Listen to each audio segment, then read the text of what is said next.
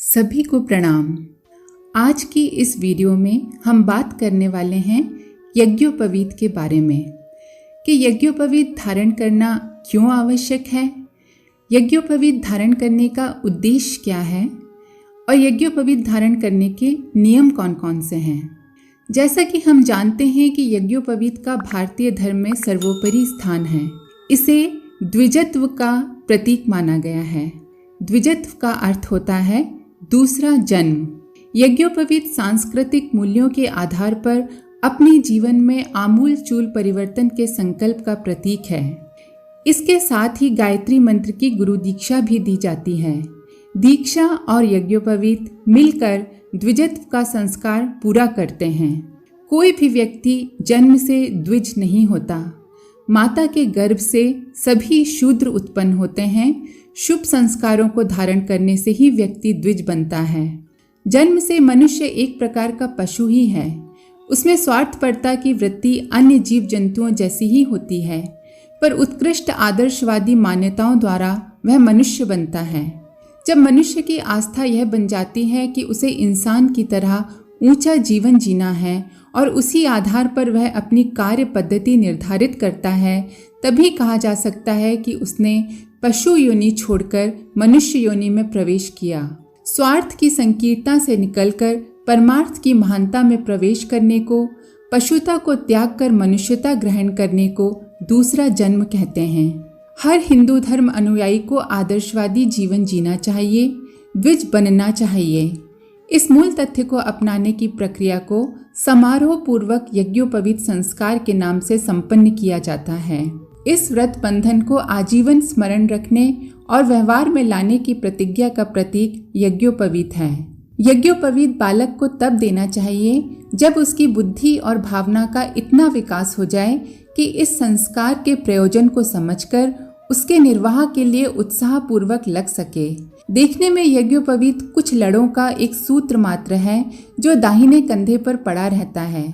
इसमें स्थूल रूप से कोई विशेषता नहीं मालूम पड़ती। बाजार में 2-2, 4-4 रुपए के जनेऊ बिकते हैं। स्थूल दृष्टि से उसकी यही कीमत है। स्थूल दृष्टि से देखने में कई वस्तुएं बहुत ही साधारण प्रतीत होती हैं, पर उनका सूक्ष्म महत्व अत्यंत ही महत्वपूर्ण है। इसलिए ऐसा नहीं सोचना चाहिए कि जनेऊ पहनना कंधे पर एक धागा लटका लेना है, वरन इस प्रकार सोचना चाहिए कि मनुष्य की दैवी जिम्मेदारियों का एक प्रतीक हमारे कंधे पर अवस्थित है। यज्ञोपवीत धारण करना इसलिए आवश्यक है कि उससे एक प्रेरणा नियमित रूप से मिलती है। जनेऊ हमें हमारे जीवन उद्देश्य और जीवन क्रम को व्यवस्थित रखने की याद हर घड़ी दिलाता रहता है। जिन उच्च भावनाओं के साथ वेद मंत्र के माध्यम से अग्नि और देवताओं की साक्षी में यज्ञोपवीत धारण किया जाता है, उससे मनुष्य के सुप्त मानस पर एक विशेष छाप पड़ती है। यह सूत्र यज्ञमय एवं अत्यंत पवित्र है। इसके धारण करने से मेरा शरीर पवित्र है, इसलिए इसे सब प्रकार की अपवित्रताओं से बचाना चाहिए। शारीरिक और मानसिक गंदगियों से इस दैवी पवित्रता की रक्षा की जानी चाहिए। यह भावना उस व्यक्ति के मन में उठनी ही चाहिए जो जनेऊ धारण करता है। जहाँ इस प्रकार की सात्विक आकांक्षा होगी, वहाँ दैवी शक्तियाँ उसके संकल्प को पूरा करने में सहायक होंगी, उसे प्रेरणा और साहस देंगी। जहाँ वह फिसलेगा उसे रोकेंगी और यदि गिरेगा भी तो फिर से उठाएंगी। इस प्रकार यज्ञ की प्रतिमा यज्ञोपवीत धारण करने वाला जब ये समझता रहेगा कि मैंने अपने कंधे और छाती पर यज्ञ भगवान को, माँ गायत्री को स्थापित कर रखा है, तो निश्चित रूप से वह यज्ञमय जीवन व्यतीत करने की आकांक्षा करेगा। यज्ञोपवीत धारण करना इस बात का प्रतीक नहीं है कि धारण करने वाले व्यक्ति का पूर्ण आध्यात्मिक विकास हो गया, वरन इस बात का प्रतीक है कि इस व्यक्ति ने आदर्श जीवन, धर्ममय जीवन व्यतीत करने का संकल्प किया है और यह अपनी परिस्थिति के अनुसार यथासाध्य अधिक से अधिक प्रयत्न करता हुआ लक्ष्य तक पहुंचने की ईमानदारी के साथ चेष्टा करेगा।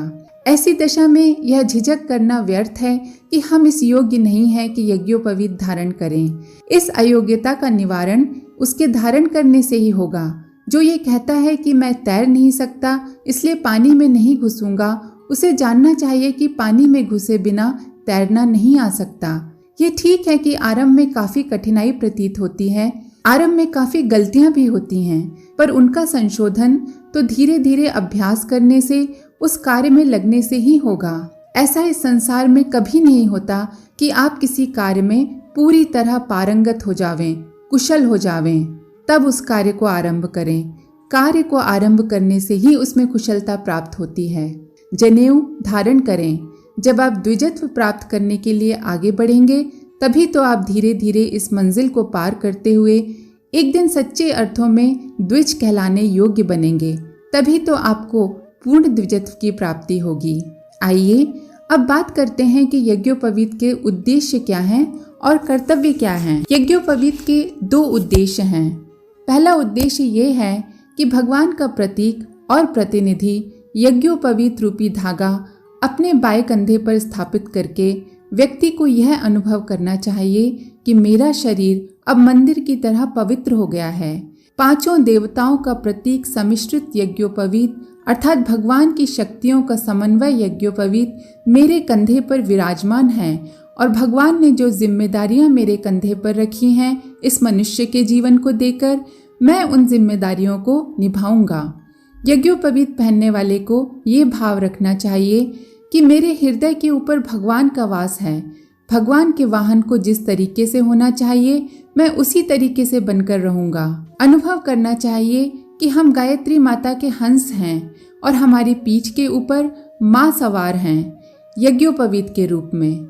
ये विश्वास अगर व्यक्ति कर सके तो यज्ञोपवीत धारण करने का पहला उद्देश्य पूरा हो जाए। यज्ञोपवीत का दूसरा उद्देश्य यह है कि हम समझें कि हमारे गले में धर्म का रस्सा बंधा हुआ है। हम धर्म बंधनों में बंधे हैं, हम मर्यादाओं से बंधे हैं, हम जिम्मेदारियों से बंधे हैं और हम राष्ट्रीय, सामाजिक और नैतिक उत्तरदायित्वों से बंधे हुए हैं। हम उच्छृंखल नहीं हैं, वरन सत्कर्मों की जंजीरों से बंधे हुए हैं। ये तो हुए यज्ञोपवीत के 2 उद्देश्य। अब यज्ञोपवीत के नियमों की बात करते हैं। यज्ञोपवीत को माँ गायत्री और यज्ञ पिता की संयुक्त प्रतिमा मानते हैं, इसीलिए इसकी मर्यादा के कई नियम हैं। पहला नियम यह है कि प्रत्येक यज्ञोपवीत पहनने वाले आदमी को, दीक्षा लेने वाले व्यक्ति को कम से कम 1 माला का जप अर्थात 6 मिनट गायत्री मंत्र का जप जरूर करना चाहिए। दूसरा, यज्ञोपवीत को मल मूत्र विसर्जन के पूर्व दाहिने कान पर चढ़ा लेना चाहिए और हाथ स्वच्छ करके ही उतारना चाहिए। इसका स्थूल भाव यह है कि यज्ञोपवीत कमर से ऊंचा हो जाए और अपवित्र ना हो। अपनी व्रतशीलता के संकल्प का ध्यान इसी बहाने बार बार किया जाए। यज्ञोपवीत का कोई तार टूट जाए या 6 महीने से अधिक समय हो जाए तो बदल देना चाहिए। खंडित प्रतिमा शरीर पर नहीं रखते। धागे कच्चे और गंदे होने लगे तो पहले ही बदल देना उचित है। जन्म मरण के सूतक के बाद इसे बदल देने की परंपरा है। जिनके गोद में छोटे बच्चे नहीं हैं, वे महिलाएं भी यज्ञोपवीत पहन सकती हैं, किंतु उन्हें हर मास मासिक शौच के बाद उसे बदलना पड़ता है। यज्ञोपवीत शरीर से बाहर नहीं निकाला जाता। साफ करने के लिए उसे कंठ में पहने रहकर ही घुमाकर धो लेते हैं। भूल से उतर जाए तो प्रायश्चित की 1 माला जप करने या बदल लेने का नियम है। देव प्रतिमा की मर्यादा बनाए रखने के लिए उसमें चाबी के गुच्छे आदि न बांधें। इसके लिए भिन्न व्यवस्था। प्रणाम। अब हम देखते हैं कि यज्ञोपवीत को किस तरह से हम पहनते हैं और किस तरह से इसको चेंज करते हैं। चेंज करने के लिए इसके 2 नियम हैं कि इसको हम पैर की तरफ से भी नहीं निकाल सकते हैं और सर के ऊपर से भी नहीं निकाल सकते हैं। तो ये मैं आपको एक बहुत ही सरल तरीका बताऊंगा कि यज्ञोपवीत को हम किस तरह से निकाल सकते हैं। पहनने के लिए सबसे पहले हम यज्ञोपवीत को खोल लेंगे। जैसे मेरे पास ये यज्ञोपवीत है, इसको पहनने से पहले हम इसका पूजन करते हैं। अपनी जो पूजा स्थली होती है वहाँ पे चंदन, अक्षत, पुष्प समर्पित करके इसमें देव आवाहन करके इसका पूजन किया जाता है। उसके बाद हम इसको खोलते हैं कुछ इस तरह से, जैसे ये लगा हुआ है।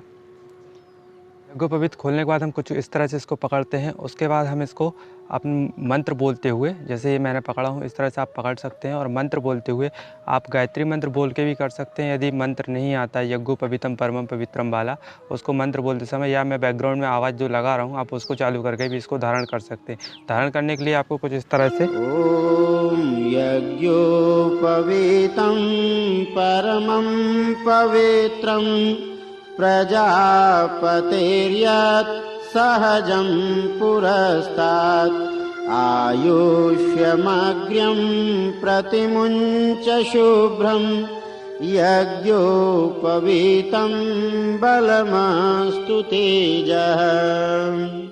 ये तो हो गया धारण करने का क्रम। अब हमें यदि यज्ञोपवीत चेंज करना है, हम कोई किसी के अंतिम संस्कार से या फिर हमारी यज्ञोपवीत अशुद्ध हो गया है या फिर किसी कारण से उसकी कोई धागा टूट गया है तो हम इसको चेंज करना पड़ता है, ये अपवित्र माना जाता है। तो चेंज करने के लिए हम इसको ऐसा एक हाथ से निकाल के इसको माला जैसी आकृति बना लेंगे कुछ इस तरह से, और बनाने के बाद इसको ऐसा छोड़ के यहाँ से हम पहले नया यज्ञोपवीत धारण कर लेंगे।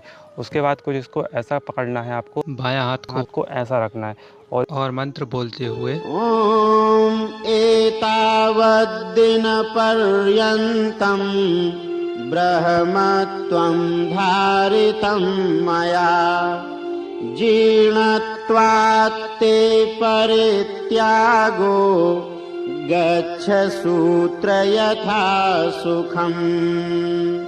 जब हम इसको ऐसा पहनेगा तो इसको यहाँ से ऐसा खोल देंगे, ऐसा। ये यज्ञोपवीत हमारा ऊपर से निकला ना नीचे से निकला। तो आपने देखा कि किस तरह से यज्ञोपवीत पहना जाता है और किस तरह से बदला जाता है। सभी को प्रणाम। आज के लिए इतना ही। अंत में आप सभी से निवेदन है कि यदि आपको ये जानकारी पसंद आई हो तो अपने सभी परिजनों के साथ शेयर ज़रूर करें। आप सभी का बहुत बहुत धन्यवाद। ओम शांति। हमारे YouTube चैनल को सब्सक्राइब करें और बेल आइकन को दबाकर ऑल पर क्लिक करें ताकि नोटिफिकेशंस आपको मिलती रहें।